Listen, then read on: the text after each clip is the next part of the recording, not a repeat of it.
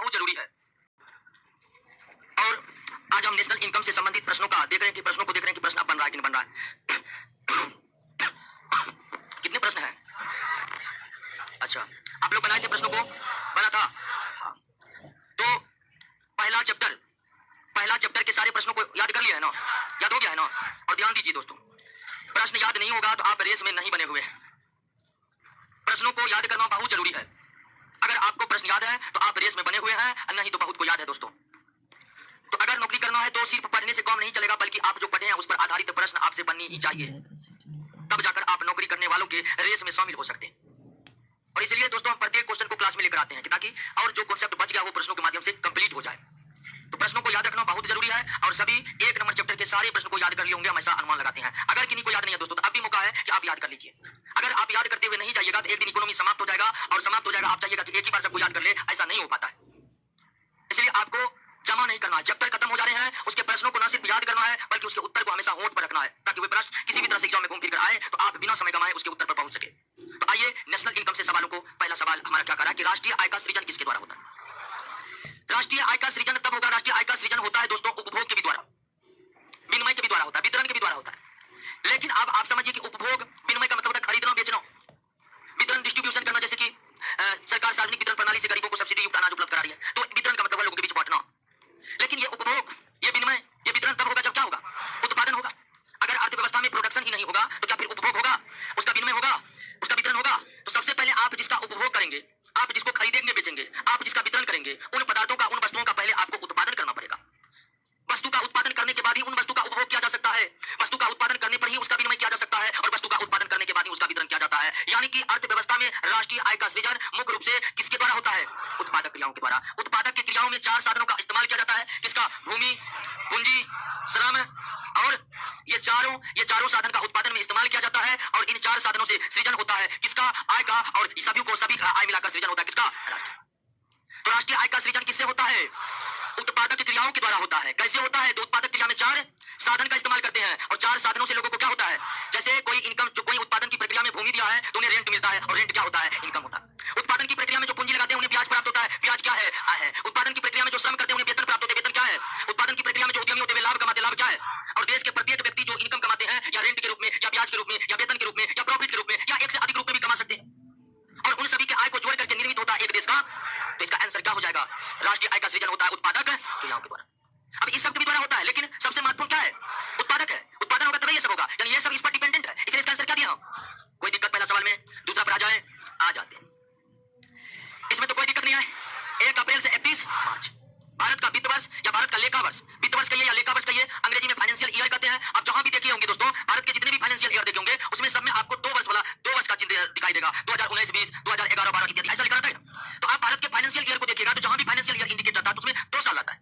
जैसे वित्त वर्ष 2019-20 में ये कम हुआ, वित्त वर्ष 2011-12 में एक कम हुआ, तो इसका मतलब होता है 1 अप्रैल से 31 मार्च, यानी इसका 2019-20 का मतलब हुआ 1 अप्रैल 2019 से 31 मार्च 2011-12 का मतलब हुआ 1 अप्रैल 2011 से 31 मार्च 2012। तो भारत का लेखा वर्ष या वित्त वर्ष की शुरुआत 1 अप्रैल से 31 मार्च के बीच होती है। क्लियर हो गया? कोई दिक्कत नहीं ना? अब कहिए कि वित्त वर्ष अप्रैल में क्यों बनाया गया दोस्तों? तो भारत में बजट को फरवरी मार्च में पारित किया जाता है। कब पारित किया जाता है?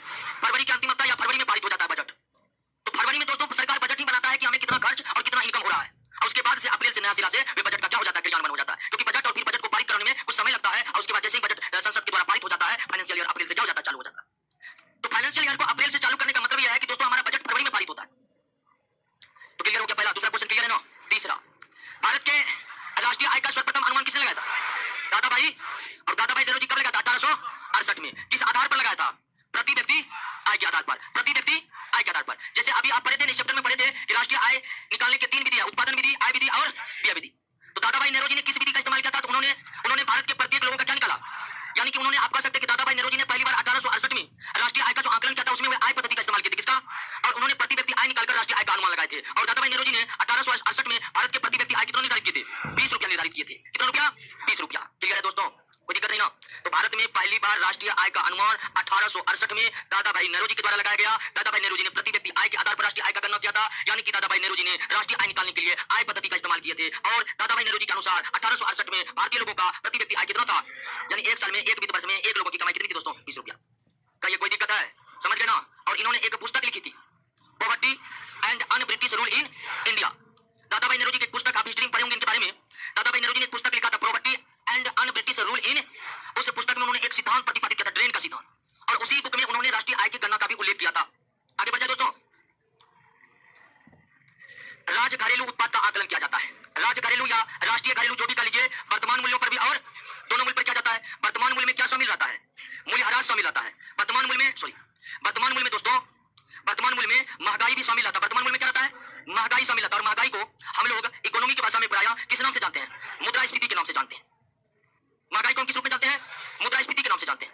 तो राज्य घरेलू उत्पाद का आकलन किया जाता है वर्तमान मूल्य पर भी और स्थिर मूल्य पर भी। स्थिर मूल्य का मतलब क्या है कि राष्ट्रीय आय निकालने के लिए एक आधार वर्ष तय किया जाता है। क्या तय किया जाता है, और जैसे कि वर्तमान का आधार वर्ष क्या है, हाँ, यानी कि अगर अभी राष्ट्रीय आय मापने का, वर्तमान में भारत के राष्ट्रीय आय मापने का आधार वर्ष क्या है, 2011-12 है। यानी कि 2011-12 के कीमतों के आधार पर जब हम राष्ट्रीय आय निकालेंगे तो वो क्या होगा, स्थिर मूल्य पर राष्ट्रीय आय। जब हम आज के, यानी कि आज के कीमत के आधार पर राष्ट्रीय आय निकालेंगे तो उसे हम क्या कहेंगे, वर्तमान मूल्य के आधार पर।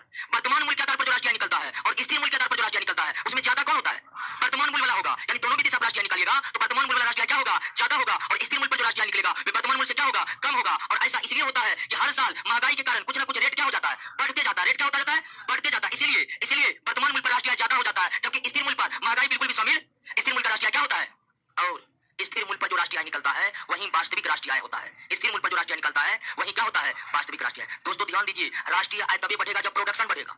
राष्ट्रीय आय केवल और केवल किसके द्वारा निर्मित होता है, प्रोडक्शन के द्वारा। उदाहरण से आप समझिए कि मान लीजिए कि 2011-12 में एक अर्थव्यवस्था में प्रोडक्शन टोटल कितना होता था, 100 टन होता था। कितना होता था, और मान लीजिए कि 10 रुपया टन अगर सामान बिक रहा है तो राष्ट्रीय आय कितना हो जाएगा, 1000 हो जाएगा। और अर्थव्यवस्था में कुछ ना कुछ क्या रहता है, रहता ही रहता है। मुद्रास्फीति जीरो नहीं हो सकता। अगर जीरो हो जाती है भी अर्थव्यवस्था के लिए घातक है। क्यों, तो उसको मुद्रास्फीति चैप्टर में पढ़ेंगे। अगर हर साल कुछ ना कुछ रेट ना बढ़े तो ये भी दिक्कत वाली बात है दोस्तों। तो 2000 मान लीजिए कि 2011-12 में एक अर्थव्यवस्था में टोटल प्रोडक्शन 100 टन का होता था और 10 रुपया प्रति टन हम मान लेते किसका रेट है, तो राष्ट्रीय इनकम कितना हो गया। अब 2012-13 पर आइए तो कुछ महंगाई के कारण उत्पादन हो रहा है कितना, 100 टन ही उत्पादन हो रहा है। लेकिन हल्का सा महंगाई बढ़ने से जो 10 रुपए टन मिला था वे मिलने लगा कितना, 12 रुपए टन मिलने लगा। कितना टन, तो राष्ट्रीय आय बढ़कर कितना हो गया। अब आप देखिए कि हमारा प्रोडक्शन बढ़ा है, प्रोडक्शन 100 टन ही होता था, अभी कितना हो रहा है। लेकिन अगर हम राष्ट्रीय आय 2011-12 में निकालेंगे तो कितना निकलेगा, 1000। लेकिन 2012-13 महंगाई के कारण राष्ट्रीय आय को बढ़ावा दिख रहा है ना, जबकि वास्तव में राष्ट्रीय आय बढ़ा। तो यही है वर्तमान मूल्य में और स्थिर मूल्य पर अंतर। वर्तमान मूल्य और स्थिर मूल्य में यही है कि स्थिर मूल्य के आधार पर राष्ट्रीय आय तभी बढ़ेगा जब हमारा प्रोडक्शन बढ़ेगा, जबकि वर्तमान मूल्य में बिना प्रोडक्शन बढ़े ही हमारा राष्ट्रीय आय बढ़ जाएगा। क्यों, तो महंगाई के कारण। तो जब वर्तमान मूल्य के आधार पर राष्ट्रीय आय निकालते हैं तो उसमें महंगाई शामिल होता है, जब स्थिर मूल्य पर राष्ट्रीय आय निकालते हैं तो उसमें महंगाई शामिल। स्थिर मूल्य पर निकाला गया राष्ट्रीय आय ही वास्तविक राष्ट्रीय आय होता है। स्थिर मूल्य पर निकाला गया राष्ट्रीय आय वास्तविक राष्ट्रीय आय होता है। स्थिर मूल्य पर राष्ट्रीय आय तभी बढ़ेगा जब सच में प्रोडक्शन बढ़ेगा। लेकिन वर्तमान मूल्य पर राष्ट्रीय आय बिना प्रोडक्शन बढ़े भी क्या हो सकता है, बढ़ सकता है। किसके कारण, कोई दिक्कत प्रश्न में है, क्लियर। अगला पढ़ा जाए। भारत की प्रमुख आर्थिक समस्या क्या है, बिल्कुल दोस्तों दोनों है, गरीबी और ये दोनों आर्थिक समस्या से अगर भारत मुक्त हो जाए तो भारत अभी विकासशील देश तुरंत विकसित हो जाएगा। और दोनों ही समस्या भारत के दोनों ही जनसंख्या में, शहरी जनसंख्या में भी और ग्रामीण जनसंख्या में भी, दोनों प्रकार की जनसंख्या में गरीबी और बेरोजगारी मौजूद है। क्लियर हो गया, इसमें तो कोई सोचने वाली बात नहीं है। भारत सरकार का नवीन आर्थिक नीति 1990-91 में, पहली आर्थिक नीति 6 अप्रैल 1948 को लागू हुआ था। स्वतंत्र भारत की पहली आर्थिक नीति कब लागू किया था सरकार ने, 6 अप्रैल 1948 को। और नवीन आर्थिक नीति जो वर्तमान में चल रहा है वो 90-91 में चला है। 90 राष्ट्रीय आय में क्या सम्मिलित रहता बताइए। देखिए राष्ट्रीय आय निकलता है किस कीमत पर, साधन कीमत पर। राष्ट्रीय आय कैसा होता है, राष्ट्रीय आय क्या होता है, ये बात तो आप जान गए थे ना। राष्ट्रीय उत्पाद, राष्ट्रीय उत्पाद, तो ये बात तो आपको पता है कि राष्ट्रीय आय साधन कीमत पर शुद्ध राष्ट्रीय उत्पाद को कहते हैं। तो कारण राष्ट्रीय आय में क्या शामिल होता है, तो राष्ट्रीय आय में राष्ट्रीय उत्पाद शामिल होता है। राष्ट्रीय उत्पाद में घरेलू उत्पाद शामिल होता है। राष्ट्रीय उत्पाद बराबर क्या होता है, राष्ट्रीय उत्पाद बराबर क्या होता है दोस्तों, घरेलू प्लस विदेश होता है कि ना। तो अगर राष्ट्रीय आय में राष्ट्रीय उत्पाद शामिल होता है तो राष्ट्रीय उत्पाद में दोनों शामिल हो रहा है, यानी राष्ट्रीय आय में घरेलू उत्पाद भी शामिल होता है और विदेशों शामिल होता है। सर दोनों होगा दोनों, हाँ तो बात बराबर है। यहाँ पर आंसर क्या होगा, ये भी दोनों होगा। विदेश से प्राप्त आय शामिल होता है कि नहीं होता है, क्या विदेशों से प्राप्त शुद्ध साधन आय में विदेश से प्राप्त आय शामिल है कि नहीं। ये सवाल हमें पूर्ण रूप से सही नहीं दिया, लेकिन हमें जो ऑप्शन दिया हुआ दोस्तों इसमें इसका आंसर क्या होगा। हम बिल्कुल जानते हैं कि राष्ट्रीय आय में विदेशों से प्राप्त शुद्ध साधन आय शामिल होता है, लेकिन क्या विदेशों से प्राप्त शुद्ध साधन आय में विदेश से प्राप्त शामिल होता है कि नहीं होता है। आंसर ये होगा कि नहीं होगा। ये भी दोस्तों ये पूरा घरेलू उत्पाद है नहीं है, केवल उद्योग का है, लेकिन जीडीपी में एग्रीकल्चर भी रहता है कि नहीं रहता। तो ये भी राष्ट्रीय आय में घरेलू उत्पाद को शामिल किया जाता है और घरेलू उत्पाद में ये शामिल होता है कि नहीं होता है। तो इसलिए इसका आंसर क्या होगा, ए बी। अगला, किसी अर्थव्यवस्था में एक चक्रीय प्रवाह किसका निर्माण करते हैं, आय का। उत्पादन का नहीं होता है, आय का तो होता ही होता है, लेकिन आय का चक्रीय प्रभाव क्या होता है, तीनों होगा। एक अर्थव्यवस्था में आय का चक्रीय प्रभाव होता है, यहां पर भी थी, लेकिन आय का चक्रीय प्रभाव क्या होता है, तो उत्पादन और व्यय के कर। जैसे आपका आय किसी दूसरे क्षेत्र में चला जाएगा तब जब आप उस क्षेत्र में जाकर खर्च करिएगा या निवेश करिएगा कि नहीं। अगर अर्थव्यवस्था में खर्च ना हो तो क्या आय का चक्रीय प्रभाव होगा,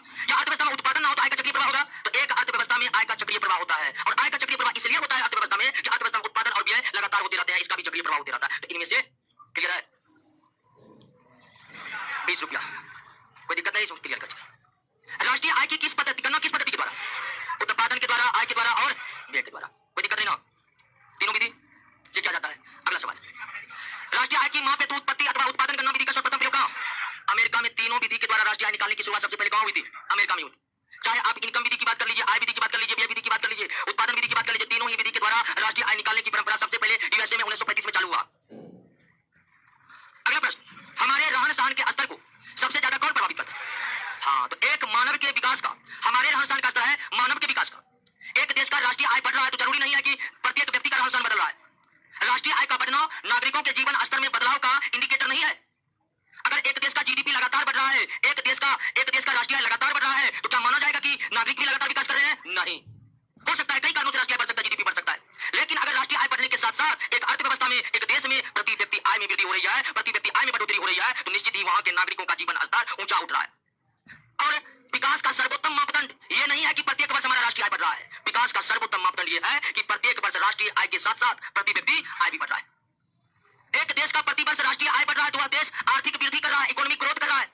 लेकिन अगर एक देश का राष्ट्रीय आय के साथ साथ वहां का प्रति व्यक्ति आय भी बढ़ रहा है तो हम कहेंगे कि देश आर्थिक विकास भी कर रहा है। यानी कि एक है आर्थिक वृद्धि, इकोनॉमिक ग्रोथ, और एक है आर्थिक विकास, इकोनॉमिक डेवलपमेंट।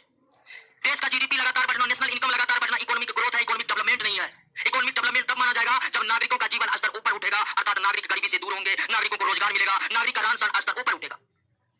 और एक देश में यह सब कुछ इंडिकेट करता है प्रति व्यक्ति आय। अगर प्रति व्यक्ति आय बढ़ रहा है तो निश्चित ही देश आर्थिक वृद्धि भी कर रहा है, लेकिन साथ साथ आर्थिक विकास भी कर रहा है। ठीक है दोस्तों, तो हमारे रहन सहन के स्तर का, एक अर्थव्यवस्था के लोगों के आर्थिक विकास का, एक देश के आर्थिक विकास का जो सबसे सर्वोत्तम मापदंड है वह है प्रति व्यक्ति आय। और प्रति व्यक्ति आय कैसे निकलता है? तो राष्ट्रीय आय में जब हम देश की कुल जनसंख्या से भागा दे देते हैं तो क्या निकलता है? प्रति व्यक्ति। राष्ट्रीय आय में वृद्धि होने से किसमें वृद्धि होती है? राष्ट्रीय आय में वृद्धि होगा तो वृद्धि होगा सबसे पहले किसमें? ये क्लियर है? उत्पादन में वृद्धि होगा तो उपभोग में भी क्या होगा? विनियोग का मतलब होता है एक्सचेंज। एक्सचेंज का मतलब खरीदना। और तो क्या लगता है कि उत्पादन बढ़ेगा तो खरीद बिक्री बढ़ेगी? बिल्कुल बढ़ेगी। यानी आंसर क्या होगा? सी होगा। तो राष्ट्रीय आय जो बढ़ रहा है, राष्ट्रीय आय के बढ़ने का कारण है उत्पादन का बढ़ना मेन। और निश्चित तौर पर एक अर्थव्यवस्था में उत्पादन में बढ़ोतरी होगी तो 100% उपभोग में, कंजप्शन में भी बढ़ोतरी होगी ही होगी। और विनियोग यानी एक्सचेंज यानी कि खरीदने बेचने की प्रक्रिया में वृद्धि होगी। इसलिए आंसर क्या होगा? कोई दिक्कत? अगला सवाल, किस राज्य का प्रति व्यक्ति आय सबसे कम है? बिहार। सबसे ज्यादा किसका है? गोवा का है। सबसे ज्यादा किसका? सबसे कम। क्लियर? जीडीपी में किस राज्य का सबसे ज्यादा योगदान है? महाराष्ट्र का। सबसे ज्यादा प्रति व्यक्ति आय वाला राष्ट्र गोवा, लेकिन जीडीपी या राष्ट्रीय आय में सबसे ज्यादा योगदान देने वाला राष्ट्र महाराष्ट्र है। महाराष्ट्र के बाद तमिलनाडु, तमिलनाडु के बाद गुजरात। और हैरानी की बात है कि बिहार जीडीपी में योगदान देने वाला सबसे नीचे स्तर पर है। हाँ, और तो उत्तर प्रदेश उतना बड़ा राज्य है, राज्य यूपी बिहार के ठीक ऊपर में। यानी जीडीपी में सबसे कम योगदान देने वाला राज्य कौन है? बिहार है। जीडीपी में सबसे कम योगदान देने वाला बिहार के बाद वाला राज्य उत्तर प्रदेश है। आइए दोस्तों, बिहार के किस जिले का प्रति व्यक्ति आय सबसे कम है? सीवार का। सीवार जिला का सबसे कम है, पटना जिला का सबसे ज्यादा है। बिहार के किस जिले में प्रति व्यक्ति आय सर्वाधिक है? पटना। राष्ट्रीय आय का अर्थ क्या है दोस्तों? बताइए। एक देश के अंदर और एक देश में जो टोटल प्रोडक्शन है वही मेनली रूप से आपका क्या होता है? तो राष्ट्रीय आय क्या है? उत्पादन के साधनों की, और उत्पादन के कितने साधन? भूमि, पूंजी, श्रम। और तो पहला प्रश्न जो हम पढ़े थे कि राष्ट्रीय आय का सृजन होता है, वही यह प्रश्न है, लेकिन यहां पर घुमा के दिया हुआ है। एक नंबर प्रश्न में देखे थे ना कि राष्ट्रीय आय क्या है? उत्पादन कार्यों का योगफल है। वही प्रश्न है, थोड़ा सा मूल अंतर है कि इधर उधर कर दिया गया है। तो राष्ट्रीय आय का अर्थ है उत्पादन के साधनों की आय। उत्पादन की साधन का मतलब भूमि से होने वाला लगान, पूंजी से होने वाला ब्याज, श्रम करने वाले को वेतन और उद्यमी को लाभ, सबको जोड़ करके हम राष्ट्रीय आय निकालेंगे। 18 नंबर दोस्तों, वास्तविक राष्ट्रीय आय वार्षिक शुद्ध उत्पादन का वह भाग है जिसका उस वर्ष प्रत्यक्ष रूप से क्या किया जाता है? यानी कि क्या ये उपभोग की जो बात की जा रही है तो किसकी की जा रही है? व्यय विधि की बात की जा रही है, क्योंकि उपभोग के लिए हमें खरीदना पड़ेगा। खरीदने का मतलब हम क्या कर रहे हैं? यानी लोग जो खर्च कर रहे हैं उसके आधार पर जब हम राष्ट्रीय आय का आकलन करेंगे तो ये कौन सी विधि होगी? अब व्यय विधि कौन दिए हैं? टीसर दिए हैं। अल्फ्रेड मार्शल उत्पादन विधि के जनक माने जाते हैं, प्रोफेसर पीगू आय विधि के जनक माने जाते हैं, और प्रोफेसर फिशर व्यय विधि की बातें माने जाते हैं, व्यय विधि के जनक माने जाते हैं। तो दोस्तों सवाल में जो दिया है कि वास्तविक राष्ट्रीय आय वार्षिक शुद्ध उत्पादन का वह भाग है जिसका उस वर्ष प्रत्यक्ष रूप से उपभोग किया जाता है, यह व्यय विधि का जिक्र किया कर रहा है। और व्यय विधि का जनक कौन है? और यह व्यय विधि कैसे जिक्र हुआ, ये बात को समझे कि नहीं समझे? क्योंकि बात की जा रही है किसकी? उपभोग की। और उपभोग तब होगा जब लोग खर्च करेंगे जाकर के। खर्च यानी कि क्या? व्यय। तो आंसर क्या होगा? Professor Fisher. आगे बढ़े, एक एक क्वेश्चन क्लियर हो रहा है ना? आइए दोस्तों, 19 नंबर है, वर्तमान मूल्यों पर प्रति व्यक्ति आय की वृद्धि दर और स्थिर मूल्यों पर, यह बात हम जिक्र कर चुके हैं कि वर्तमान मूल्य और स्थिर मूल्य पर प्रति व्यक्ति आय की वृद्धि दर से अपेक्षाकृत अधिक है। बात क्या कर रहा है? कह रहा कि वर्तमान मूल्यों पर प्रति व्यक्ति आय की वृद्धि दर स्थिर मूल्यों पर प्रति व्यक्ति आय की वृद्धि दर से अपेक्षाकृत क्या है? यहां पर प्रति व्यक्ति आय की जिक्र कर रहा है दोस्तों। लेकिन इससे पहले जो हम राष्ट्रीय आय का जिक्र किए थे कि वर्तमान मूल्य वाला राष्ट्रीय आय क्या होता है? ज्यादा, और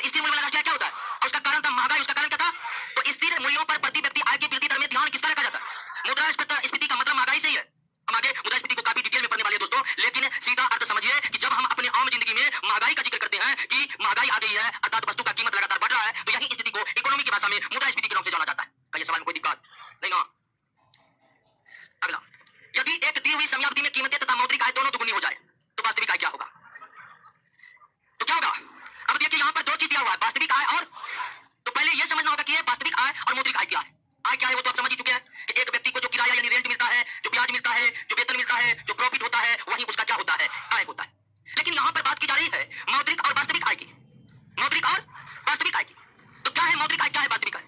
क्या हुआ? अरे हल्ला मत।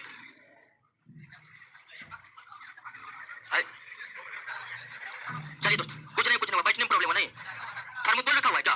उसको हटा कहें देते। आइए दोस्तों, क्लासरूम में जो जो फालतू चीज उसको हटाते रहिए। क्लासरूम में विद्यार्थी बेंच डेस्क और टूल के अलावा कुछ नहीं होना चाहिए।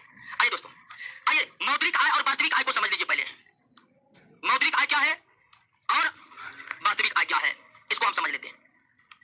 आप कहीं पर नौकरी करते हैं और आपका पेमेंट है 10,000। 10,000 कम है, 50 करते हैं। आप कहीं पर नौकरी करते हैं और आपका सैलरी है ये 50,000, आपका क्या है? अब इस 50,000 को लेकर जाइए मार्केट, वहां पर खरीदिए, ठीक है? खरीद लीजिए अपने आवश्यकता के अनुसार वस्तु। यानी आपको अपने जीवन जीने के लिए कई प्रकार की वस्तुओं की आवश्यकता होगी कि नहीं होगी?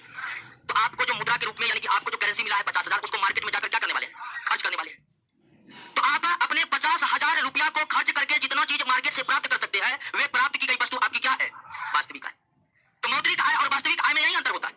मौद्रिक आय मतलब वह आय जो हमें मुद्रा के रूप में प्राप्त होता है, और वास्तविक आय का मतलब हुआ कि हम उस मुद्रा से कितना खरीद सकते हैं।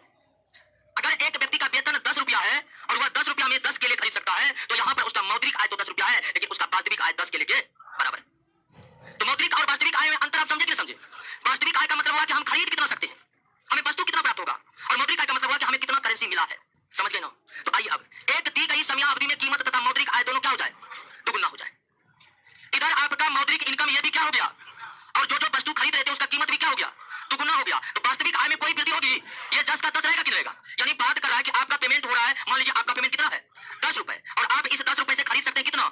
10 केला खरीद सकते हैं, मानकर चलिए। तो आपकी मौद्रिक आय कितना है और आपकी वास्तविक आय किसके बराबर है? 10 केले के बराबर है।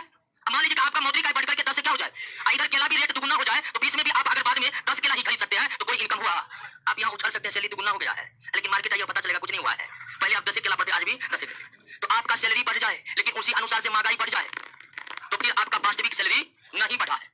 आपका वास्तविक सैलरी, तो अगर कीमत और मौद्रिक आय दोनों दुगुना हो जाए, कीमत और मौद्रिक आय दोनों दुगुना हो जाए, तो वास्तविक आय में कोई बढ़ोतरी नहीं होती है। वास्तविक आय वहीं का वहीं रहता है। जैसे एग्जांपल में आप समझे कि नहीं, कि एक व्यक्ति का सैलरी 10 रुपया है और वह उस 10 से 10 केला खरीद सकता है, तो यहाँ मौद्रिक आय 10 रुपया है, जबकि वास्तविक आय 10 केले के बराबर है। और मान लीजिए कि दोनों कीमत भी यहाँ दुगुना हो जाए और मौद्रिक आय भी दुगुना हो जाए। मौद्रिक आय दुगुना होकर 20 हो जाएगा और केले का दाम दुगुना हो जाएगा, तो पहले 10 में जो 10 केला मिलता था, अब 10 में केवल 5 केला मिलेगा, यानी 20 में कितना मिलेगा? 10। तो यहाँ पर हमारी वास्तविक आय में कोई इंक्रीमेंट नहीं हुआ है। पहले भी हम 10 केले खाने के योग्य थे, आज भी उतने हैं, लेकिन सैलरी हमारा बढ़ गया है। कोई दिक्कत नहीं। सरकार जो है भारत के मास्टर सबको ऐसी बात करता है, नहीं करता है? शिक्षक सबका जो पेमेंट है बिहार सरकार काफी समय रोक कर रखती है। अब बढ़ाने का टाइम आएगा तो बढ़ाएगा कितना? 4,000। 4,000, ठीक है, 3-4 साल हो जाएगा, देख रहेगा बहुत हल्ला हो रहा है, नहीं चलने वाला है कब, तो बढ़ा देगा 4,000 लीजिए, बढ़ जाएगा। अब मास्टर सब हो गया खुश की बिजली बढ़ा 4,000, अब पता चला कि उधर कीमत भी उसी अनुसार से बढ़ गया है, यानी वास्तविक आय में कोई परिवर्तन नहीं हो रहा। तो ये काम होता है मास्टरों सबका जो सैलरी बढ़ता है दोस्तों, उसमें मुद्रास्फीति का आकलन नहीं किया जाता, महंगाई का आकलन नहीं किया जाता है, इसलिए वे सब हमेशा घाटे की स्थिति में रहते हैं। अब वैसे भी सरकार भी सोच के जाएगा, ये सब कहाँ रहेगा, क्या सरकार को भी डायरेक्ट छोड़ देगा था ना, तो सवाल में कोई दिक्कत नहीं ना। आइए दोस्तों, 21 नंबर, भारत में हाल में राष्ट्रीय आय के माप में बड़ा परिवर्तन किया गया है। कौन सा बड़ा परिवर्तन? आधार वर्ष और गणना विधि दोनों बदलाव किया गया। नहीं, गणना विधि नहीं बदलाव किया गया। पहले भी गणना तीनों आधार पर किया जाता था, आज भी तीनों आधार पर किया जाता है। बदलाव किया गया किसमें? 2004 से बदलकर क्या किया गया? 11-12। तो आधार वर्ष, भारत का आधार वर्ष, सबसे पहला आधार वर्ष क्या था जानते हैं? 2048-49। सबसे पहले राष्ट्रीय यानी स्वतंत्र भारत का जो राष्ट्रीय आय पहली बार निकला था, उसका आधार वर्ष क्या था? 1948-49। उसके बाद 1948-49 को बदलकर 1960-61 किया गया। 60-61 से बदलकर 1970-71 किया गया। 70-71 से बदल करके 1980-81 किया गया। 1981 से बदलकर 1993-94 किया गया। 1993-94 से बदलकर 1999-2000 किया गया। 1999-2000 से करके 2004-5 किया गया, और अंत में 2004-5 से बदल करके 2011-12 किया गया। यानी अभी जो 2011-12 हुआ है, ये 8वीं बार आधार वर्ष में हुआ परिवर्तन है आजादी के बाद से। तो आजादी के बाद से राष्ट्रीय आय के मापन में आधार वर्ष में अब तक कितना परिवर्तन हो चुका है? पहला स्वतंत्र भारत का पहला आधार वर्ष किसको बनाया गया था? 1948-49 को, और उसके बाद इसमें 8 बार परिवर्तन होकर वर्तमान में कितना है? 2011-12। क्लियर है दोस्तों? और आधार वर्ष क्यों बनाए जाते हैं? तो स्थिर मूल्य पर राष्ट्रीय आय जो निकलता है, उसके लिए आधार वर्ष तय करना जरूरी होता है। भारत में बचत और पूंजी निर्माण की ऊंची दर होते हुए भी संवर्धित दर कम होने, संवर्धित दर के यहाँ पर कम छूट गया है, कम होने के कारण है। यानी भारत में बचत और पूंजी निर्माण की ऊंची दर होते हुए भी संवर्धित दर का मतलब ग्रोथ रेट क्या है? कम है। इसका क्या कारण है? सवाल क्या पूछा? क्लियर हो गया ना? सवाल को सुधारिए कि नहीं? सवाल में थोड़ा मिस है, तो सुधारे कि नहीं सुधारे? तो सवाल वास्तविक स्वरूप यह है कि भारत में बचत और पूंजी निर्माण की ऊंची दर होते हुए भी संवर्धित दर को इंग्लिश में ग्रोथ रेट कहेंगे, संवर्धित दर के कम होने के क्या कारण? तो इसका कारण क्या है दोस्तों? ऊंची पूंजी उत्पाद अनुपात। ऊंची पूंजी उत्पाद अनुपात। अब हमें समझना है कि ये आखिर है क्या ऊंची पूंजी उत्पाद अनुपात। तो दोस्तों, एक देश में जब लोग बचत करते हैं तो बचत करने से देश में क्या बनता है? पूंजी का निर्माण होता है। ये पहला चैप्टर में भी हम डिस्कस किए थे कि एक देश में पूंजी का निर्माण तब होता है जब उस देश का नागरिक बचत करते हैं, सेविंग करते हैं। और जब देश में पूंजी का निर्माण होता है तो ये पूंजी उन लोगों को प्राप्त होते हैं जो अर्थव्यवस्था में निवेश करके प्रोडक्शन करना चाहते हैं। जैसे हम लोग अपना बचत को बैंकों में जमा करते हैं ना, अब बैंक उन पैसों को उन व्यक्ति को लोन देता है जो व्यक्ति क्या करने वाला है? उत्पादन करने वाला है। बैंक हमारे जमा किए गए पैसे को उत्पादन करने वाली इकाई को लोन के रूप में दे देता है, और जब उत्पादन करने वाली इकाई उत्पादन करता है तो उससे लोगों को रोजगार भी मिलता है और उससे देश का राष्ट्रीय आय भी बढ़ता है। अब सोचिए कि अगर नागरिक बचत ही नहीं करेगा तो बैंक के पास पूंजी रहेगा। अब बैंक के पास पूंजी नहीं रहेगा तो बैंक किसी को लोन दे पाएगा, और बैंक अगर लोन नहीं दे पाएगा तो देश में प्रोडक्शन बढ़ पाएगा। अब प्रोडक्शन नहीं बढ़ेगा तो लोगों को रोजगार भी नहीं मिलेगा और देश का राष्ट्रीय आय भी नहीं बढ़ेगा। तो बचत का सबसे महत्वपूर्ण पहलू यह है कि अगर हम बचत करते हैं तो देश में अधिक से अधिक पूंजी का निर्माण होता है। जब अधिक से अधिक पूंजी का निर्माण होता है तो लोग को निवेश करने के लिए ऋण आसानी से मिलते हैं, लोग अर्थव्यवस्था में निवेश करते हैं और प्रोडक्शन को बढ़ा करके लोगों को रोजगार भी देते हैं और नेशनल इनकम को भी बढ़ाते हैं। तो भारत में लोग बचत करते हैं क्या जी? बचत करने का कोई कमी नहीं है। एक से एक कंजूस आदमी है भारत में। क्या कंजूस आदमी को कंजूस नहीं कहिए, एक दृष्टिकोण से वो बहुत कम कर रहा है। क्या कंजूस को पता नहीं है, लेकिन वे राष्ट्रीय आय में बहुत ज्यादा योगदान देने वाले लोग हैं, है कि नहीं? तो अलग बात है दोस्तों। तो एक देश में जब बचत होता है तब ही पूंजी का निर्माण होता है। और भारत में ये कम हो रहा है, लेकिन फिर भी ग्रोथ रेट कम है। इसका कारण है ऊंची पूंजी उत्पाद अनुपात। ऊंची पूंजी उत्पाद अनुपात का मतलब क्या हुआ? मतलब ये हुआ दोस्तों कि अधिक पूंजी लगाकर भी प्रोडक्शन ज्यादा नहीं होता है। मान लीजिए कोई व्यक्ति 100 करोड़ रुपया इन्वेस्ट किया, कितना? 100 करोड़ रुपया इन्वेस्ट किया और प्रति वर्ष मात्र 50 करोड़ का प्रोडक्शन कर रहा है। लेकिन एक व्यक्ति दूसरा है, उन्होंने 100 करोड़ का इन्वेस्टमेंट करके और प्रति वर्ष 100 करोड़ का प्रोडक्शन कर रहा है। तो कौन अच्छा है? पहला अच्छा है कि दूसरा? दूसरा अच्छा है। दो समान व्यक्ति एक 100 करोड़ का इन्वेस्टमेंट किया और प्रति वर्ष प्रोडक्शन कितना रुपया का कर रहा है? 50 रुपया, तो 50 करोड़ का। एक दूसरा व्यक्ति है, वो भी 100 करोड़ का इन्वेस्टमेंट किया और वो प्रोडक्शन कितना कर रहा है? 100 करोड़ का। तो अच्छा कौन है? 100 करोड़ वाला। मतलब दूसरा जो स्थिति है वो अच्छी स्थिति है। मतलब यहाँ पर ऊंची पूंजी अनुपात है और यहाँ पर ऊंची पूंजी अनुपात हो रहा है, मतलब इससे कम है। यानी कि ऊंची पूंजी अनुपात का मतलब हुआ कि अधिक इन्वेस्टमेंट करके उत्पादन उस अनुरूप नहीं हो पाना। तो जब अर्थव्यवस्था में पूंजी का इन्वेस्टमेंट ज्यादा हो और प्रोडक्शन कम हो तो हम कहते हैं कि पूंजी उत्पाद अनुपात क्या है? ऊंची है। जैसे दो की तुलना में आपके साथ दो स्थितियां हैं, कहां पर पूंजी उत्पाद अनुपात ज्यादा है? एक में या दो में? एक में है। यहाँ पर कम के लिए ज्यादा पूंजी चाहिए, यानी कि पूंजी उत्पादन अनुपात पहली स्थिति में ज्यादा, दूसरी स्थिति में क्या है? कम है। यहाँ 100 करोड़ से कितना उत्पादन हो रहा है? 100 करोड़ का उत्पादन हो रहा है, लेकिन यहाँ पर 100 करोड़ से 85 करोड़ का उत्पादन हो रहा है, यानी कि यहाँ पर पूंजी ज्यादा लगाने से कम उत्पादन हो रहा है, मतलब पूंजी उत्पादन अनुपात है। तो भारत में ही होता है, किसी भी सेक्टर में इन्वेस्टमेंट ज्यादा है और प्रोडक्शन कम है। क्लियर हो गया? आगे बढ़े। अगला, निम्नलिखित में कौन से मुख्य कारणों से भारत में प्रति व्यक्ति आय में वृद्धि दर धीमी है? ये तो होगा, ये भी तुरंत पढ़े। होगा कि नहीं होगा? जनसंख्या वृद्धि, बिल्कुल जनसंख्या वृद्धि होता है तो जनसंख्या वृद्धि होता है तो कभी भी प्रति व्यक्ति आय बढ़ पाएगा। हमारा राष्ट्रीय आय बढ़ रहा है, लेकिन साथ साथ जनसंख्या भी बढ़ रहा है, तो प्रति व्यक्ति आय बढ़ पाएगा? नहीं बढ़ पाएगा। तो पहला कारण क्या है? दूसरा कारण, तीसरा पूंजी निर्माण की ऊंची दर। पूंजी निर्माण की ऊंची दर का मतलब लोग बचत अधिक कर रहे हैं। बचत अधिक करने का मतलब है कि लोग रोजगार में। भारत में रोजगार की स्थिति ठीक है, नहीं है? तो ये नहीं हो सकता है। वित्तीय घाटे का ऊंचा स्तर, वित्तीय घाटे तब ऊंचा होगा जब औद्योगिक व्यवस्था बहुत प्रोग्रेसिव, बहुत मजबूत रहेगा और बहुत ज्यादा जीडीपी में योगदान देने वाला रहेगा। यहाँ पर अधिकांश लोग तो प्राथमिक क्षेत्र में काम कर रहे हैं, तो ये भी दोस्तों नहीं होगा। कारण है एक और दो, प्रति व्यक्ति आय का धीमा होने का कारण उच्च पूंजी उत्पाद अनुपात और जनसंख्या वृद्धि की ऊंची दर। अगला, भारतीय अर्थव्यवस्था के संदर्भ में निम्नलिखित तत्वों पर विचार कीजिए। भारतीय अर्थव्यवस्था के संबंध में निम्नलिखित तत्वों पर पहला कथन है, पिछले दशक में वास्तविक सकल घरेलू की वृद्धि दर लगातार बढ़ती जा रही है। वास्तविक सकल वृद्धि दर का मतलब स्थिर कीमत पर निकाला गया घरेलू। जब स्थिर कीमत पर हम राष्ट्रीय आय निकाले, जब स्थिर कीमत पर जीडीपी का गणना करें तो उसे ही हम क्या कहते हैं? वास्तविक कहते हैं। तो क्या स्थिर मूल्य पर वृद्धि दर लगातार बढ़ती रही है? नहीं। स्थिर मूल्य पर कभी कभी वृद्धि दर बढ़ी नहीं, बल्कि उसी रफ्तार से एक समान दर से बढ़ा है, कभी कभी घटा भी है। जैसे कि एक समय 2008 की स्थिति में हल्का संबंधी आया था, उस समय वास्तविक सकल घरेलू दर में लगातार नहीं बढ़ा है, कभी स्थिर रहा है, घटा नहीं आप कह सकते हैं। पिछले दशक मतलब पिछले 10 साल में, पिछले 10 साल में वास्तविक सकल घरेलू की वृद्धि दर लगातार बढ़ती रही है, नहीं कभी कभी एक समान। लगातार बढ़ने का मतलब क्या हुआ कि एक वर्ष 5% है तो अगला साल कितना? 6%, अगला साल कितना? यानी कि लगातार बढ़ रहा है। जीडीपी में वृद्धि दर लगातार बढ़ रहा है, वही बात कर रहा है। लेकिन ऐसा हमेशा नहीं हुआ है। कभी कभी किसी भी वर्ष में 5% की वृद्धि दर हासिल किया तो अगला वित्त वर्ष में कितना परसेंट हो गया? 5% ही रह गया। हाँ, आप ये कह सकते हैं कि पिछले दशक में वास्तविक सकल घरेलू की वृद्धि दर घटी कभी नहीं है, लेकिन लगातार बढ़ती रही है, ये गलत है। ठीक है? पिछले दशक में बाजार कीमत पर सकल घरेलू उत्पाद लगातार बढ़ता है। बिल्कुल आप जानते हैं कि महंगाई जब से आजादी हुआ है, आजादी के कुछ यानी कि द्वितीय पंचवर्षीय योजना से ही भारत की अर्थव्यवस्था में महंगाई आ गई और तब से लगातार बढ़ रहा है। और महंगाई लगातार बढ़ रहा है तो बाजार कीमत पर सकल घरेलू उत्पाद भी लगातार क्या होगा? यानी पहला गलत है, दूसरा क्या है? अगला पद राष्ट्रीय आय निरूपित करता है। राष्ट्रीय आय बाजार कीमत पर होगा। मूल्यह्रास को घटा दिया तो मूल्यह्रास को घटाने से सकल शुद्ध बनेगा, लेकिन बाजार कीमत तो बाजार कीमत रहेगा। तो ये हो सकता है बी, बाजार कीमत पर सकल राष्ट्रीय उत्पाद मूल्यह्रास घटाकर। अब कहा कि राष्ट्रीय उत्पाद भी दे दिया, विदेश जोड़ेंगे भी। क्या राष्ट्रीय उत्पाद में विदेश जोड़ा जाएगा? विदेश को जोड़ेंगे घरेलू ना। यहाँ पर कि बाजार कीमत पर सकल राष्ट्रीय उत्पाद मूल्यह्रास को घटाकर, मूल्यह्रास घट जाएगा तो सकल क्या बन जाएगा? शुद्ध। फिर भी बाजार कीमत तो बाजार कीमत रहेगा और प्रत्यक्ष कर को कहीं पर घटाया है और ऊपर से कहा कि विदेश का जोड़ेंगे, राष्ट्रीय उत्पाद में कहीं विदेश जुड़ेगा? राष्ट्रीय उत्पाद में विदेश घटता है, जुड़ता ये भी होगा? नहीं होगा। सी पढ़िए, बाजार कीमत पर सकल राष्ट्रीय उत्पाद में मूल्यह्रास और अप्रत्यक्ष कर को सब्सिडी, अप्रत्यक्ष कर घटाना, सब्सिडी जोड़ना का मतलब होता है शुद्ध अप्रत्यक्ष कर को जोड़ना। तो बाजार कीमत पर अप्रत्यक्ष कर निकालिए, साधारण लागत बन गया। राष्ट्रीय उत्पाद है ही, मूल्यह्रास घटा दीजिएगा तो सकल शुद्ध बन जाएगा। और राष्ट्रीय आय क्या है? राष्ट्रीय उत्पाद है। राष्ट्रीय आय शुद्ध होता है और सकल में मूल्यह्रास घट गया है, ये शुद्ध बन गया है, बाजार कीमत में अप्रत्यक्ष कर भी निकल गया है, ये साधन लागत बन गया। इसका आंसर क्या होगा? क्लियर है? कोई दिक्कत? अधीन होगा कर बाजार कीमत पर सकल राष्ट्रीय उत्पाद में विदेश से प्राप्त घटाकर राष्ट्रीय उत्पाद में विदेश घटा देंगे तो हमें क्या मिल जाएगा? घरेलू राष्ट्रीय आय होगा। क्लियर हो गया? कोई दिक्कत नहीं ना? अगला, सैद्धांतिक रूप से यदि आर्थिक विकास की कल्पना की जाए तो इनमें किस एक को साधारणतः ध्यान नहीं दिया जाता है। तो विश्व बैंक से जो वित्तीय सहायता लिए है उसका राष्ट्रीय आय में कोई योगदान? अभी हम राष्ट्रीय आय निकालने के लिए जितने कॉन्सेप्ट पढ़े थे उसमें कहीं पर विश्व बैंक की वित्तीय सहायता था, तो इसको ध्यान में नहीं रखा जाता था। बाकी हम सब कुछ राष्ट्रीय आय निकालने वाला जो कॉन्सेप्ट था उसके अंतर्गत पढ़े थे कि पढ़े थे? अगला, भारत का आर्थिक सर्वेक्षण प्रत्येक वर्ष सरकारी तौर पर कौन प्रकाशित करता है? वित्त मंत्रालय। आर्थिक सर्वेक्षण बजट से ठीक पहले प्रकाशित करवाया जाता है, तो भारत सरकार का वित्त मंत्रालय प्रत्येक वर्ष पारित करता है। ठीक है, प्रत्येक, और एक प्रकाशित करता है सेंट्रल स्टैटिस्टिकल ऑफिस। इसके द्वारा भारतीय लेखा सांख्यिकी, नेशनल अकाउंट स्टैटिस्टिक्स आर्थिक सर्वेक्षण वित्त मंत्रालय द्वारा जारी किया जाता है। और भारतीय लेखा सांख्यिकी का प्रकाशन कौन करता है? सीएसओ करता है, जो राष्ट्रीय आय निकालने के लिए जिम्मेदार है। तो दोनों पत्रिका या दोनों बातों को याद रखिए। भारत का राष्ट्रीय लेखा सांख्यिकी का प्रकाशन, नेशनल अकाउंट स्टैटिस्टिक्स का प्रकाशन प्रत्येक वर्ष केंद्रीय सांख्यिकी कार्यालय के द्वारा किया जाता है, और आर्थिक सर्वेक्षण का प्रकाशन भारत सरकार के वित्त मंत्रालय के द्वारा किया जाता है। 1949 में भारत सरकार द्वारा नियुक्त राष्ट्रीय आय समिति का अध्यक्ष पीसी महालनोबिस थे। भारत का पहली बार राष्ट्रीय आय जो निकला था वह 1948-49 का। स्वतंत्र भारत का पहला आधार वर्ष किस वित्त वर्ष का निकला था? और पहली बार इसे 1948-1948 का राष्ट्रीय आय निकालने के लिए किसका गठन हुआ था? राष्ट्रीय आय समिति का गठन हुआ था। किसके अध्यक्षता में? पीसी महालनोबिस। भारत में राष्ट्रीय आय गणना किसके द्वारा? केंद्रीय सांख्यिकी, और केंद्रीय सांख्यिकी कार्यालय को राष्ट्रीय आय मापने के लिए जितना भी डाटा की जरूरत होता है वो इकट्ठा कौन करता है? National Sample Survey Organisation. इसका काम है विभिन्न प्रकार के डाटा को कलेक्ट करके केंद्रीय सांख्यिकी कार्यालय को देना। इनमें कौन सा एक आर्थिक वृद्धि का परिचायक है? हम दो बात का जिक्र किया इससे पहले, एक आर्थिक वृद्धि और एक आर्थिक विकास। आर्थिक वृद्धि और आर्थिक विकास दोनों ही कॉन्सेप्ट को आप समझे कि ना? यहाँ पर क्या है? जीडीपी का लगातार बढ़ना आर्थिक वृद्धि है, राष्ट्रीय आय का लगातार बढ़ना आर्थिक वृद्धि है। लेकिन आर्थिक वृद्धि के साथ साथ प्रति व्यक्ति आय भी बढ़ा तो हम कहेंगे कि आर्थिक, यानी आर्थिक विकास एक व्यापक धारणा है और आर्थिक वृद्धि एक संकुचित धारणा है। आर्थिक विकास के अंदर आर्थिक वृद्धि भी समाहित है।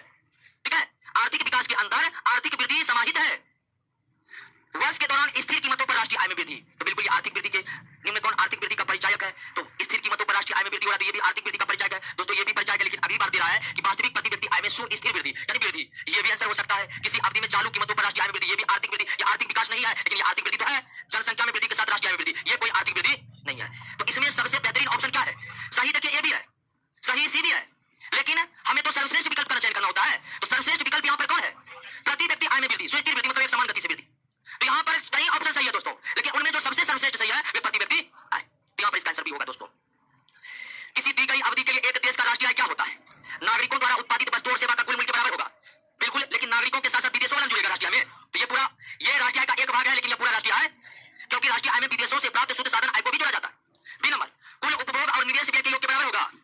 कुल उपभोग निवेश, हाँ ये बराबर हो सकता है, ये राष्ट्रीय आय हो सकता है, लेकिन और ऑप्शन पढ़ लीजिए। सभी व्यक्तियों की व्यक्तिगत आय के बराबर नहीं, बिल्कुल नहीं। ये देखिए, सबसे उत्पादित अंतिम वस्तु और सेवाओं के मौद्रिक मूल्य क्या होगा? बराबर होगा। तो यहाँ पर इसका आंसर आंशिक रूप से बी भी हो सकता है। ए और सी तो बिल्कुल नहीं होगा, लेकिन इसका आंसर बी भी हो सकता है। और लेकिन डी सर्वश्रेष्ठ विकल्प है आपका, उत्पादित अंतिम वस्तु और सेवाओं के मौद्रिक मूल्य के बराबर। लेकिन दोस्तों अगर हम राष्ट्रीय आय को व्यय विधि से निकाले, व्यय विधि से निकालते समय हम उपभोग व्यय और निवेश व्यय को क्या कर देते हैं? जोड़ देते हैं। उपभोग व्यय और निवेश व्यय को क्या कर देते हैं? तो व्यय विधि से राष्ट्रीय आय निकल सकता है, लेकिन यहाँ पर अंतिम वस्तु और सेवाओं का जिक्र क्या है? तो इससे बेहतर विकल्प कौन है हमारे लिए? डी है, और इसका आंसर क्या हो जाएगा? डी हो जाएगा। किसी देश की आर्थिक वृद्धि का सर्वाधिक उपयुक्त मान होगा। उपयुक्त माप, उपयुक्त नहीं का उपयुक्त माप क्या है दोस्तों? प्रति व्यक्ति उत्पाद। सबसे उपयुक्त माप ये होता है प्रति व्यक्ति आय या प्रति व्यक्ति उत्पाद। क्या प्रति व्यक्ति आय और उत्पाद एक ही है? नहीं। जब हम उत्पाद को कुल जनसंख्या से भाग देंगे क्या निकलेगा? प्रति व्यक्ति उत्पाद। यानी कि जब हम एक देश के राष्ट्रीय उत्पाद को कुल जनसंख्या से भाग देंगे तो प्रति व्यक्ति उत्पाद प्राप्त होगा, और अगर राष्ट्रीय आय को कुल जनसंख्या से भाग देंगे तो हमें प्रति व्यक्ति आय प्राप्त होगा। भारत में राष्ट्रीय आय समिति का गठन कब किया गया था? 1900, वही पीसी महालनोबिस की अध्यक्षता में वित्त वर्ष 1948-49 के राष्ट्रीय आय का मापन हेतु। सही विकल्प चुनिए। देखिए इधर है डीपी, इधर है एनपी। डीपी तब बनेगा जब आप एनपी में से विदेश घटाइएगा। एनपी में से विदेश घटा है, इधर डीपी, ये सही होगा, ये हमेशा क्या होगा? गलत होगा कि नहीं? इधर है नेशनल प्रोडक्ट, इधर क्या है? और आप जानते हैं कि नेशनल प्रोडक्ट डोमेस्टिक तब बनेगा जब नेशनल में विदेश निकलेगा। विदेश निकला है, इधर डोमेस्टिक गलत है कि नहीं? और छोड़ दीजिए, मिलाने की जरूरत नहीं है। तो पहला क्या है?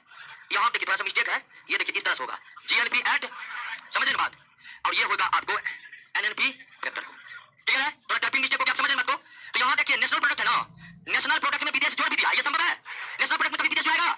ये भी क्या है? जीडीपी या जीएनपी, डीपी में अप्रत्यक्ष कर जोड़ेंगे एनपी होगा। अब एबीसी गलत है तो डी क्या होगा? अब चेक कर लेते हैं, अप्रत्यक्ष कर क्या करता है? एमपी को क्या बनाता है? अब बाकी वैसे का वैसे है, इसका मतलब क्या है? क्लियर है दोस्तों? कोई दिक्कत है? सवाल बनाने national product at market price. अप्रत्यक्ष कर बाजार कीमत को क्या बना देता है? तो ये जो बाजार कीमत है ये क्या बन जाएगा? और शुद्ध राष्ट्रीय उत्पाद ही रहने वाला है। कोई दिक्कत? आगे बढ़े। कहिए घरेलू उत्पाद बताइए दोस्तों।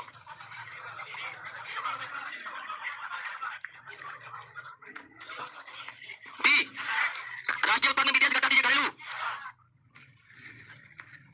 प्राथमिक क्षेत्र में तीनों ना, भूमि वन खनन, ये तो पहले चैप्टर में हो गया था।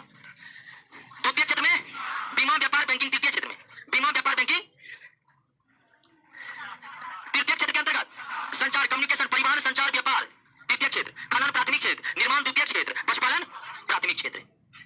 राष्ट्रीय आय में लगान मजदूरी वेतन ब्याज लाभ सब आता है।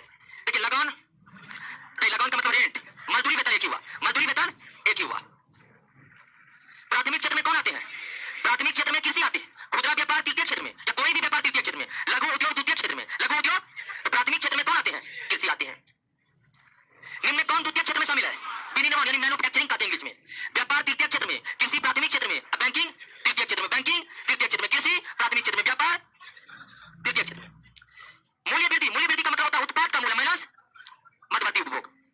मूल्य वृद्धि का मतलब जैसे आपने लकड़ी लाया, एक बढ़ई ने क्या लाया? लड़की हो गया, ठीक है। लकड़ी लाया और लकड़ी मान लीजिए कितना का लाया? 100 रुपए का। एक बढ़ई यानी कि जो कि लकड़ियों से कई प्रकार के फर्नीचर बनाता है, मान लीजिए उन्होंने लकड़ी लाया मार्केट से 100 रुपया का, और उसे उसने बदल डाला किसमें? और कुर्सी को बेचा किसमें? 500। लकड़ी कितना और कुर्सी कितना? मूल्य वृद्धि कितना हुआ है यहाँ पर? उन्होंने कितना का मूल्य वृद्धि किया है? 400 का। तो मूल्य वृद्धि जो 400 का हुआ है, तो मूल्य वृद्धि का मतलब क्या? उत्पाद का मूल्य यानी कुर्सी का मूल्य माइनस मध्यवर्ती उपभोग का मतलब किसे है? लकड़ी। तो मध्यवर्ती उपभोग का मतलब वे सामान जो उत्पाद को बनाने में क्या हुआ है? खर्च हुआ है। मध्यवर्ती उपभोग मतलब वो सामान जो उत्पाद को बनाने में क्या हुआ है? खर्च हुआ है। क्लियर है दोस्तों? तो मूल्य वृद्धि बराबर उत्पाद का मूल्य माइनस मध्यवर्ती उपभोग। अगला शुद्ध निर्यात का मतलब निर्यात माइनस आयात, ये तो बताए थे। शुद्ध अप्रत्यक्ष का मतलब अप्रत्यक्ष माइनस आर्थिक सहायता। निम्न में किसे राष्ट्रीय आय में शामिल नहीं किया जाता है? सभी को। घरेलू सेवाओं को नहीं शामिल किया जाता है। आपको हम एक लिस्ट में याद करने के लिए बोले थे कि राष्ट्रीय आय में किसे शामिल किया जाता है, किसे नहीं किया जाता। याद किए थे उसको? जो याद नहीं किए याद कर लीजिएगा दोस्तों। कभी कभी लोग को भ्रम हो जाता है, बोलते हैं याद करने तो सोचते अच्छा याद कर लेंगे। ध्यान दीजिए दोस्तों, जो चीज बोलते हैं याद करने के लिए जरूरी होता है। ऐसा नहीं कि जो याद नहीं करेगा उसको भी नौकरी हो जाएगा, ऐसा एक भी एग्जाम्पल नहीं है। आप याद करिएगा तभी नौकरी होने वाला है। बहुत क्या करता है, हम नोट दिए हैं बनाए छोट छोट कर, ऊपर से हम नोट में छांटना शुरू कर देते हैं। ये इतने पढ़ना दोस्तों, पढ़ाई नहीं समझ रहा उसका सबसे बेहतर विकल्प पढ़ाई छोड़ देना ही है, ठीक है। छांटना कुछ नहीं है, सबको पढ़ना है, तब जाकर आप नौकरी के रेस में बने रह सकते हैं। अब बहुत हमको लगता है बहुत ऐसा आदमी है जो सोचता है कि इधर उधर भी कर लेंगे, साथ में पढ़कर नौकरी भी कर लेंगे। नहीं संभव है, आज के दौर में नहीं संभव है।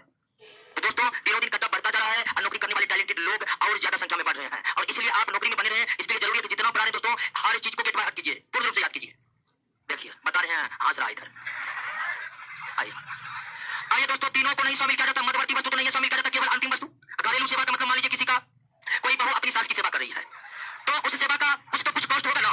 अगर बाहर से कोई और बुलवाकर अगर सेवा करवाए दे तो हमें खर्च करना पड़ता है, लेकिन एक बहू अगर सास की सेवा कर रही है तो एक प्रकार से क्या हो गया, तो उसकी जो कीमत होगी क्या उसे राष्ट्रीय में जोड़िएगा नहीं। एक पत्नी अपने पति के लिए भोजन बना रहा है यानी खाना बना रहा है, एक तरह से वो भी आर्थिक क्रिया है। बाहर से कोई आएगा खाना बनाने के लिए पैसा खर्च करिएगा, लेकिन अगर किसी का पत्नी अपने पति के लिए खाना बना रहा है तो एक तरह से क्या हो गया, और उसकी जो कॉस्ट होगी उसे राष्ट्रीय में जोड़ा।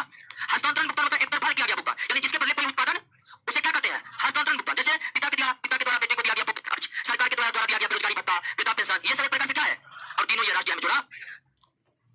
वास्तविक राष्ट्रीय आय का क्या तात्पर्य है? वास्तविक मतलब क्या, इसे बता चुके ना। निम्नलिखित में किस विधि से दोहरी करना की समस्या होता है? उत्पाद विधि में। दोहरी करना का मतलब क्या हुआ कि उत्पाद विधि में राष्ट्रीय आय का मापन करने के लिए केवल अंतिम वस्तुओं को ही जोड़ा जाना चाहिए, लेकिन कभी कभी मिस्टेक से मध्यवर्ती वस्तु भी क्या होता है, छूट जाता है, अर्थात क्या हो जाता है, दोहरी करना हो जाता है। ऐसा क्यों होता है? आपको पता है कि देश बहुत बड़ा है, विविधता है बहुत है उत्पादन में, इसलिए ऐसा हो जाता है। स्थिर लागतों पर राष्ट्रीय आय को आर्थिक कल्याण के माप के लिए यहाँ लिए प्रयोग के निम्नलिखित में कौन सी सीमाएं हैं? ये सारा सीमाएं हैं, यानी कि स्थिर लागत पर अगर हम राष्ट्रीय आय को आर्थिक कल्याण के माप के लिए प्रयोग कर रहे हैं तो इसकी सीमाएं हैं जनसंख्या वृद्धि ज्यादा होगा तो आर्थिक कल्याण तेज गति से प्राप्त नहीं होगी। काम के घंटे में होने वाले परिवर्तन से भी इनकम यानी कि आय ऊपर नीचे हो सकता है, और आय ऊपर नीचे होगा तो आर्थिक कल्याण को प्रभावित करेगा कि नहीं करेगा, तो ये भी एक सीमा होगा। निवेश की प्रकृति, निवेश कैसा है, जैसे कम ब्याज दर पर निवेश मिल रहा है कि उच्च ब्याज दर पर निवेश मिल रहा है। कम ब्याज दर पर निवेश लेगा तो ज्यादा से ज्यादा लोग लेना चाहेगा और ज्यादा से ज्यादा उत्पादन करना चाहेगा और आर्थिक कल्याण में तेजी से वृद्धि होगी। तो ये तीनों ही आर्थिक कल्याण को प्रभावित करने वाले कारक है, अर्थात स्थिर लागत पर राष्ट्रीय आय को आर्थिक कल्याण के माप के लिए प्रयोग में जो सीमाएं हैं उसमें तीनों आ जाएगा दोस्तों। निम्नलिखित में कौन हस्तांतरण भुगतान है? हस्तांतरण भुगतान मतलब एक तरफा किया गया भुगतान, और नहीं है, हाँ कौन नहीं है? तो ध्यान दीजिए, राष्ट्रीय ऋण पर ब्याज हस्तांतरण भुगतान एक ऐसा भुगतान है जो भुगतान करने से कोई उत्पादन प्रक्रिया नहीं होती है। राष्ट्रीय ऋण पर ब्याज हस्तांतरण भुगतान नहीं, बिल्कुल नहीं है, क्योंकि ब्याज लोगों का इनकम होता है कि नहीं। सेवानियमित कर्मचारियों के वेतन बिल्कुल ये भी हस्तांतरण भुगतान नहीं है, ये मेहनत का कमाई है। गिरिन आय को भुगतान हस्तांतरण भुगतान नहीं है दोस्तों। एक मिनट करवा रहे हैं, हस्तांतरण भुगतान नहीं है। इसमें जो है राष्ट्रीय ऋण पर ब्याज हस्तांतरण भुगतान, ऐसा भुगतान जो किसी भी उत्पादन प्रक्रिया में न तो योगदान देता है, न ही कोई उत्पादन प्रक्रिया से संबंधित होता है, उसे क्या कहते हैं? हस्तांतरण भुगतान कहते हैं। और कौन हस्तांतरण भुगतान नहीं है दोस्तों? इसमें घरेलू नौकर को किया गया भुगतान हस्तांतरण भुगतान नहीं है। घरेलू नौकर को जो आप भुगतान करते हैं, वे उसका मेहनत का कमाई होता है, वे उसका क्या होता है दोस्तों? मेहनत का कमाई होता है, यानी वे आपकी मेहनत करके तब तक उसको भुगतान करते हैं, ये हस्तांतरण भुगतान नहीं है। निम्न में किस क्षेत्र में भारत में सकल राष्ट्रीय उत्पाद का सबसे बड़ा भाग किसे? सकल राष्ट्रीय उत्पाद में सबसे कम योगदान कौन देता है? लगभग कितना परसेंट? उसके बाद दूसरा स्थान किसका है? लगभग कितना परसेंट? शेष योगदान किसका है? तृतीय का 30, 10, 40, 47, यानी कितना हो गया? 53-54%। तो राष्ट्रीय आय में सबसे ज्यादा योगदान तृतीय क्षेत्र का है, यानी कि सेवा क्षेत्र का है। सबसे कम योगदान किसका है? प्राथमिक क्षेत्र का है। व्यय विधि के माध्यम से जीएनपी की गणना करते समय क्या शामिल नहीं किया जाता है? मूल्यह्रास को शामिल, क्योंकि ग्रॉस नेशनल प्रोडक्ट, ग्रॉस में तो मूल्यह्रास शामिल होता है, शामिल नहीं किया जाता है। निजी उपभोग व्यय होगा, मूल्यह्रास में को शामिल नहीं किया जाता है। अगला, किसी राष्ट्र की राष्ट्रीय आय क्या होती है? उत्पादन कार्यों का योगफल होता है। किसी राष्ट्र का राष्ट्रीय आय उत्पादन कार्यों का योगफल होता है। सकल घरेलू उत्पाद किसका मुद्रा मूल्य है? सकल घरेलू उत्पाद एक वर्ष में उत्पादित सभी अंतिम वस्तु और सेवाओं के बाजार मूल्य का। अगला, राष्ट्रीय आय के अनुमान की गणना करते समय निम्न में किसको ध्यान में रखना अपेक्षित होता है? निर्यात मूल्य को जोड़ा जाना चाहिए, आयात मूल्य को घटाया जाना चाहिए। बिल्कुल, राष्ट्रीय आय में हमेशा किसको जोड़ा जाता है? शुद्ध निर्यात को जोड़ा जाता है। और शुद्ध निर्यात बराबर क्या होता है?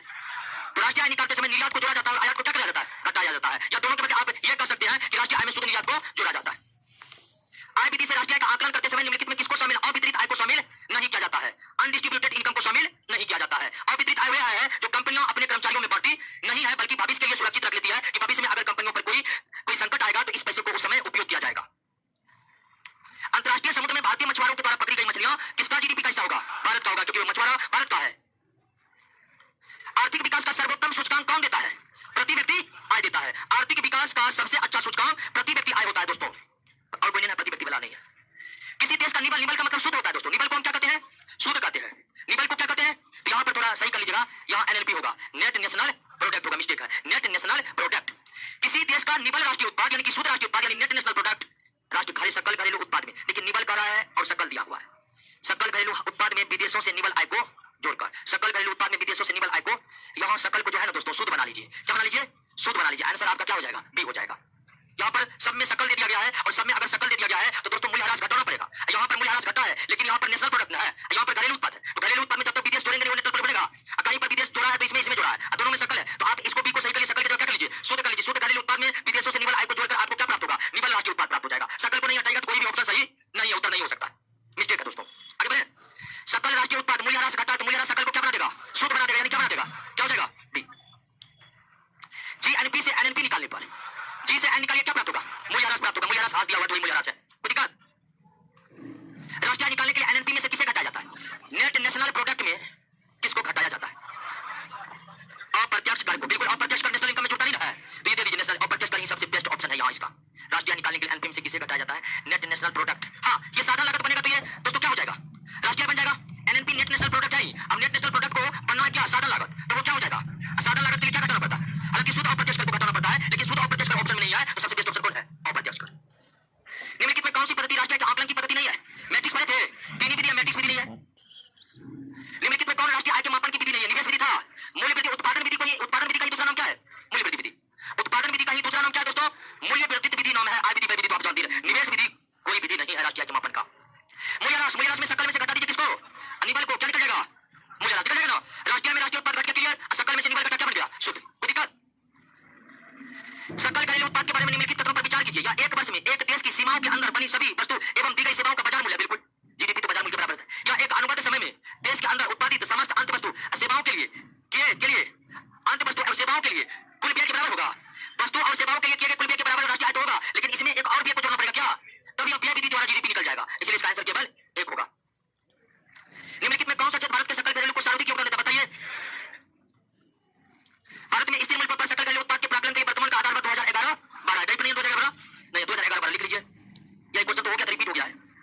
2011-12 कोई ऑप्शन नहीं है दोस्तों, सही करिए। भारत के सकल घरेलू उत्पाद के नीचे दिए गए विभिन्न क्षेत्रों के योगदान का कौन सा सही आसमान क्रम है? तो सबसे ज्यादा, उसके बाद कृषि। क्लियर? अमीर की तुलना में गरीब बचत करते हैं अपने आय के अपेक्षाकृत छोटा हिस्सा। ये सवाल को तो आप बिना बड़े बना सकते क्या? अब जो गरीब है उसको जो इनकम होगा वो उतना बचत कर पाएगा जितना अमीर कर रहा है? नहीं कर पाएगा दोस्तों। भारत की राष्ट्रीय आय में कौन सा कथन सही है? सेवाओं की अपेक्षा कृषि का प्रतिशत हिस्सा अधिक है, कृषि का अपेक्षा उद्योग का प्रतिशत हिस्सा अधिक है, कृषि का अपेक्षा उद्योग का प्रतिशत हिस्सा अधिक है। देखिए कृषि लगभग कितना 17 लगभग बताया 16.38 है एक्यूरेट, और ये लगभग कितना द्वितीयक, और शेष कितना बच गया? ये कौन? तृतीयक। तो कृषि का अपेक्षा उद्योग का प्रतिशत हिस्सा अधिक है, ये तो है कृषि का अपेक्षा उद्योग का अपेक्षा अधिक है, लेकिन और ऑप्शन देखते हैं कोई सटीक है तो उद्योग का अपेक्षा सेवाओं का प्रतिशत हिस्सा अधिक है, ये भी सही है, उद्योग का अपेक्षा। संयुक्त रूप से कृषि और उद्योग का अपेक्षा सेवाओं का प्रतिशत हिस्सा अधिक है 30-10-47, और ये क्या है? सबसे बेस्ट आंसर ये है। देखिए ये भी सही है दोस्तों, ये भी सही है, ये सही नहीं है, लेकिन बीसीटी में अगर आप सर्वश्रेष्ठ विकल्प को खोजिए तो सर्वश्रेष्ठ विकल्प होगा डी। प्रति व्यक्ति आय निकालने के लिए राष्ट्रीय आय को भागा दिया जाता है देश की कुल जनसंख्या से भागा दिया जाता है। निम्नलिखित में किसको राष्ट्रीय आय में शामिल नहीं किया जाता? लॉटरी जितना अचानक होने वाला प्राप्त आय राष्ट्रीय आय में शामिल। वैसे आपको हम दे दिए थे, लिस्ट दिए थे, याद करने कौन राष्ट्रीय में शामिल होता है कौन नहीं होता, उसको एक बार देख लीजिएगा। राष्ट्रीय आय का परिकलन निम्नलिखित में किस एक को छोड़कर अन्य सभी तरीके से किया जा सकता है? तो सभी प्रकार के बचत को छोड़कर राष्ट्रीय निकल सकता है? आप ही बताइए, संभव है? नहीं है। सभी प्रकार के आय को जोड़कर हो सकता है, व्यय को जोड़ सकता है, निर्गत का मतलब उत्पादन और निर्गत का मतलब, लेकिन सभी प्रकार के बचतों को जोड़कर आप राष्ट्रीय आय नहीं निकाल सकते दोस्तों। भारत के राष्ट्रीय में किस क्षेत्र का सबसे कम योगदान है? प्राथमिक क्षेत्र का। भारत के राष्ट्रीय आय की सही संगणना में आने वाली एक कठिनाई क्या है? अमौद्रिक क्षेत्र का अस्तित्व। हम 5 कठिनाइयों का जिक्र किए थे, याद कर लिया ना? भारत में राष्ट्रीय की गणना किस आधार पर? राष्ट्रीय गणना क्या है? चालू मूल्य पर, स्थिर मूल्य पर, दोनों ही मूल्य पर। और न सिर्फ भारत में बल्कि विश्व के सभी देश दोनों ही मूल्य के आधार पर राष्ट्रीय आय को निकालते हैं, चालू मूल्य पर भी और स्थिर मूल्य पर भी। चालू मूल्य को वर्तमान मूल्य भी कहते हैं, चालू मूल्य को हाँ करंट प्राइस। स्वतंत्रता के पश्चात देश में राष्ट्रीय आय का अनुमान लगाने के लिए भारत में राष्ट्रीय आय समिति का अपना 4 अगस्त 1949 को हुआ था। पीसी महालनोबिस इसके अध्यक्ष थे। हिंदू वृद्धि दर का संबंध किससे है? और हिंदू वृद्धि दर का इस्तेमाल प्रोफेसर राजकृष्ण ने किया था। किसने किया था? प्रोफेसर राजकृष्ण। यानी कि भारत के जनसंख्या में हिंदुओं की जनसंख्या बहुत अधिक होने के कारण ही राष्ट्रीय आय को प्रोफेसर राजकृष्ण ने हिंदू वृद्धि दर से जोड़ा था। भारत में राष्ट्रीय आय की गणना किस विधि का प्रयोग किया जाता है? उत्पत्ति गणना विधि का मतलब हुआ उत्पादन विधि, मूल्य वृद्धि या उत्पत्ति गणना विधि, दोनों ही उत्पादन विधि का नाम है, तो उपयुक्त है। डेन का सिद्धांत किसने दिया था? हाँ, दादाभाई नौरोजी ने दिया था। भारत में चालू मूल्यों पर प्रति व्यक्ति न्यूनतम आय वाला राज्य बिहार। निम्न किस राज्य का प्रति व्यक्ति सबसे अधिक है? गोवा का है। राष्ट्रीय क्या है? बाजार मूल्य पर, उत्पाद लागत पर, बिल्कुल। निबल का मतलब शुद्ध राष्ट्रीय उत्पाद और उत्पाद लागत मतलब साधन कीमत, जो का लीजिए। जैसे जैसे अर्थव्यवस्था विकसित होती है राष्ट्रीय आय में तृतीय क्षेत्र का अंश बढ़ता जाता है। ये बात हम पहला चैप्टर में ही पढ़ाए थे, याद भूल गए कि जब तक तृतीय क्षेत्र का विकास नहीं होगा प्राथमिक द्वितीय क्षेत्र का विकास नहीं हो सकता। द्वितीय क्षेत्र का विकास नहीं होगा तब तक प्राथमिक क्षेत्र का विकास नहीं हो सकता। जैसे एक एग्जांपल, हम गन्ना के किसान को लाभ तभी पहुंचा सकते हैं जब हम क्या खोल ले? चीनी मिल। चीनी मिल हमारा ठीक से तभी काम करेगा जब हमारे देश में होगी अच्छी शिक्षा। अगर एक देश में अच्छा शिक्षा है तो लोग ट्रेंड निकलेंगे तो उद्योग में जाकर काम करेंगे, तो बेहतर तरीके से करेंगे, और जब उद्योग खुलेगा तब किसान को ही लाभ होगा। अगर शिक्षा अच्छी नहीं है देश की तो लोग अच्छे नहीं निकलेंगे काम करने वाले, लोग अच्छा नहीं निकला काम करने वाला, आपका उद्योग सब नहीं चलेगा। और अगर आपका उद्योग नहीं चल पाया तो दोस्तों आपका कोई किसान ठीक तरह से जीवन यापन नहीं कर पाएगा। यानी अगर हम कपास के किसानों को लाभ पहुंचाना चाहते हैं, ये तब होगा जब हम कपड़ा का कंपनी खोल दें। बिना कपड़ा मिल खुले हुए आप कपास के किसान को लाभ पहुंचा सकते हैं, बिना चीनी मिल खुले आप गन्ना किसानों को लाभ पहुंचा सकते हैं, और कोई भी उद्योग बिना शिक्षा के कारण खुल सकता है। तो एक देश को विकास करना है तो ध्यान कहां पर लगाना पड़ेगा? तृतीय क्षेत्र पर लगाना पड़ेगा। जैसे ही तृतीय क्षेत्र विकास करेगा अपने आप विकास द्वितीय क्षेत्र करने लगेगा, और द्वितीय क्षेत्र जैसे विकास करेगा अपने आप प्राथमिक क्षेत्र विकास करने लगेगा। वर्तमान में भारतीय राष्ट्र में सर्वाधिक योगदान किसका है? योजना काल में राष्ट्रीय में किस क्षेत्र का योगदान घटा है? हाँ, किसी का योगदान लगातार घटता जा रहा है। भारत के राष्ट्रीय का प्रमुख स्रोत कौन है? सेवा क्षेत्र, सर्विस सेक्टर 57%। भारत का राष्ट्रीय में सर्वाधिक योगदान कृषि क्षेत्र, विनिर्माण क्षेत्र, व्यापार क्षेत्र, बैंकिंग, विनिर्माण क्षेत्र, विनिर्माण मैन्युफैक्चरिंग सेक्टर, इसमें सबसे ज्यादा। देखिए यहाँ पर तृतीय क्षेत्र में अलग अलग कर दिया है, तो विनिर्माण क्षेत्र। चलिए दोस्तों, दूसरा चैप्टर भी खत्म हो गया है। कहिए पहला दूसरा खत्म हो चुका है ना, कोई दिक्कत नहीं हो रहा है।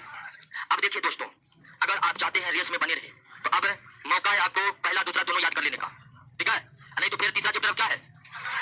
निकालिए तीसरा चैप्टर। तो तीसरा चैप्टर है मुद्रा और मुद्रास्फीति। आइए नेक्स्ट क्लास में चालू करते हैं। कहीं ऑनलाइन वाले से दिक्कत नहीं रहा है?